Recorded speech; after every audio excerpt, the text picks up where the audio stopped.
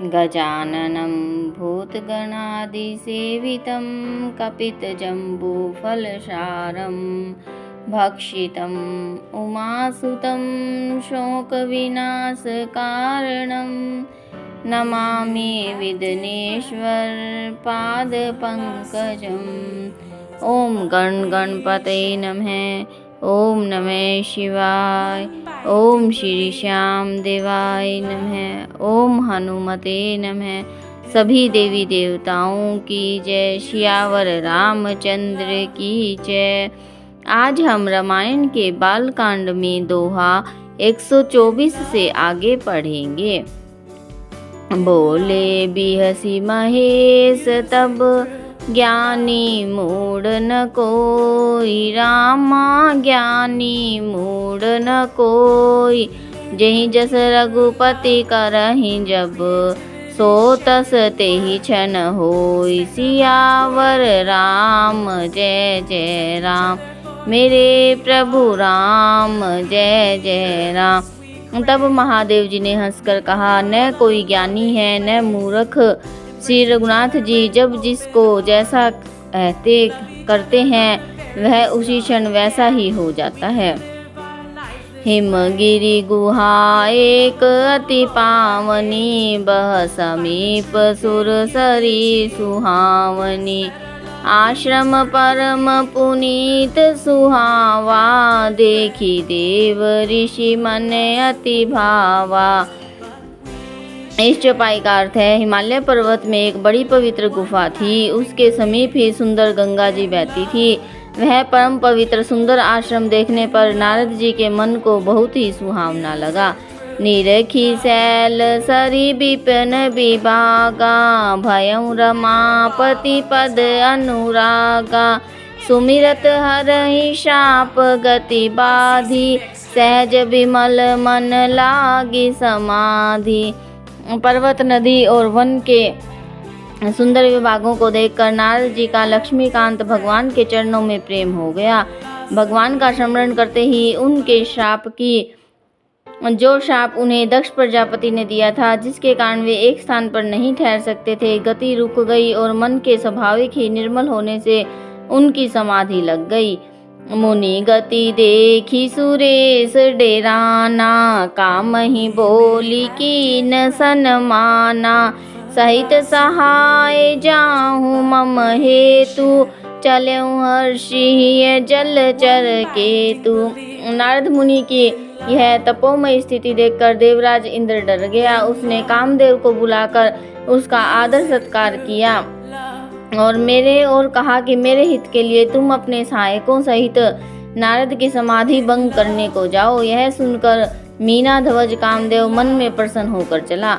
सुना सिर मन महु असी त्रासा, चहत देव ऋषि मम पुर बासा।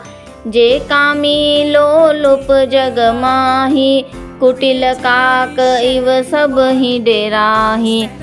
इंद्र के मन में यह डर हुआ कि देव ऋषि नारद मेरी पुरी का निवास चाहते हैं। जगत में जो कामी और लोभी होते हैं वे कुटिल कोए की तरह सबसे डरते हैं। सुख हाड ले भाग सठ, स्वान निरखी मृगराज। रामा स्वान निरखी मृगराज, छीनी ले जनि जान जड़।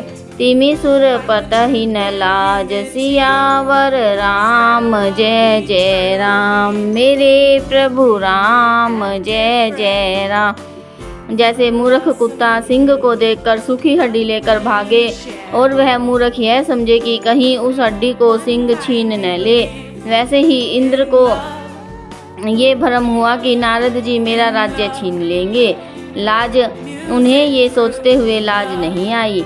तेहि आश्रम ही मदन जब गयऊँ, निज माया बसंत निर्मयऊँ। कुसुमित विविध बिटप बहुरंगा, कुजहि कोकिल गुंजहि भृंगा। जब कामदेव उस आश्रम में गया तब उसने अपनी माया से वहाँ वसंत ऋतु को उत्पन्न किया। तरह तरह के वृक्षों पर रंग बिरंगे फूल खिल गए, उन पर कोयलें फूकने लगी और भंवरे गुंजार करने लगे। चली सुहावनी त्रिविध बयारी, काम कृषाणु बढ़ावनिहारी। रंभादिक सुर नारी नबीना, सकल असमर सर कला प्रवीणा। कामाग्नि को भड़काने वाली 3 प्रकार की शीतल मंद और सुगंध सुहावनी हवा चलने लगी। रंभा आदि नवयुवती देवांगनाएं जो सब की सब काम कला में निपुण थी, करही गान बहुतान तरंगा, बहुविधि क्रीड़ही पानी पतंगा। देखी सहाय मदन हरसाना, कीने सी पुनि पर पंच विधि नाना। वे बहुत प्रकार की तानों की तरंग के साथ गाने लगी, हाथ में गेंद लेकर नाना प्रकार के खेल खेलने लगी। कामदेव अपने इन सहायकों को देखकर बहुत प्रसन्न हुआ और फिर उसने नाना प्रकार के माया जाल किए। काम कला कछु मुनिहीन व्यापी, निज भय डरे मनोभव पापी। सीम की चापी सकई को तासु, बड़ रखवार रमापति जासु।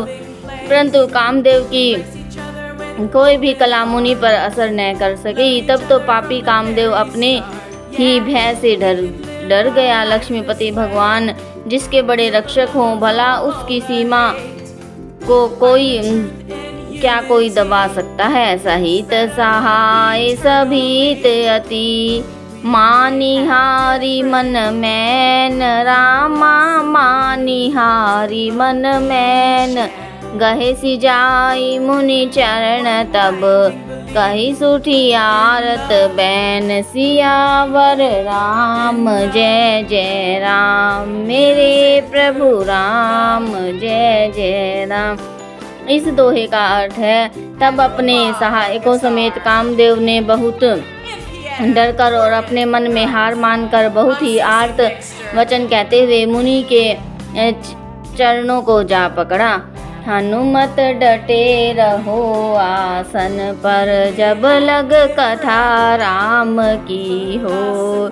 हनुमत डटे रहो आसन पर, जब लग कथा राम की हो। कथा राम की होय भगवन, कथा राम की होय। हनुमत डटे रहो आसन पर, जब लग कथा राम की होय। भयउन नारद मन कछु रोषा, कहीं प्रिय बचन काम परितोषा। नाई चरण सिरुआ यशु पाई, गयउ मदन सब सहित सहाई। नारद जी के मन में कुछ भी क्रोध न आया। उन्होंने प्रिय वचन कहकर कामदेव का समाधान किया। तब मुनि के चरणों में सिर नवाकर और उनकी आज्ञा पाकर कामदेव अपने सहायकों सहित लौट गया। मुनि सुशीतलता आपनी करनी, सुरपति सभा जाई सब बरनी। सुनि सबके मन अचरज आवा, मुनि ही प्रशंसी हरहि सिरुनावा। देवराज इंद्र की सभा में जाकर उसने मुनि की सुशीलता और अपनी करतूत सबको कही, जिसे सुनकर सबके मन में आश्चर्य हुआ और उन्होंने मुनि की बड़ाई करके श्री हरि को सिर नवाया। तब नारद गवने शिव पाहि, जीता काम अहमिति मन माहि। मार चरित शंकर ही सुनाए, अति प्रिय जानी महेश सिखाए। तब नारद जी शिव जी के पास गए। उनके मन में इस बात का अहंकार हो गया कि हमने कामदेव को जीत लिया। उन्होंने कामदेव के चरित्र शिव जी को सुनाए और महादेव जी ने उन को अत्यंत प्रिय जानकर इस प्रकार शिक्षा दी। बार बार बिनवऊँ मुनि तोहि, जिमि यह कथा सुनायहु मोहि। तिमि जनि हरहि सुनावहु कबहु, चलहु प्रसंग दुरायहु तबहु। हे मुनि, मैं तुमसे बार बार विनती करता हूँ कि जिस तरह यह कथा तुमने मुझे सुनाई है, उस तरह भगवान श्री हरि को कभी मत सुनाना। चर्चा भी चले तो भी इसको छिपा जाना। शंभुदीन उपदेश हित, नहीं नारद ही सोहान। रामा नहीं नारद ही सोहान, भरद्वाज कौतुक सुनहु हरि इच्छा बलवान। सियावर राम जय जय राम, मेरे प्रभु राम जय जय राम। इस दोहे का अर्थ है, यद्यपि शिव जी ने यह हित की शिक्षा दी पर नारद जी को वह अच्छी न लगी। हे भरद्वाज, अब कौतुक सुनो, श्री हरि की इच्छा बड़ी बलवान है। बोलो सियावर रामचंद्र की जय। कथा विसर्जन होत है, सुनो वीर हनुमान। राम लखन और जानकी, सदा करे कल्याण। सियावर राम जय जय राम, मेरे प्रभु राम जय जय राम।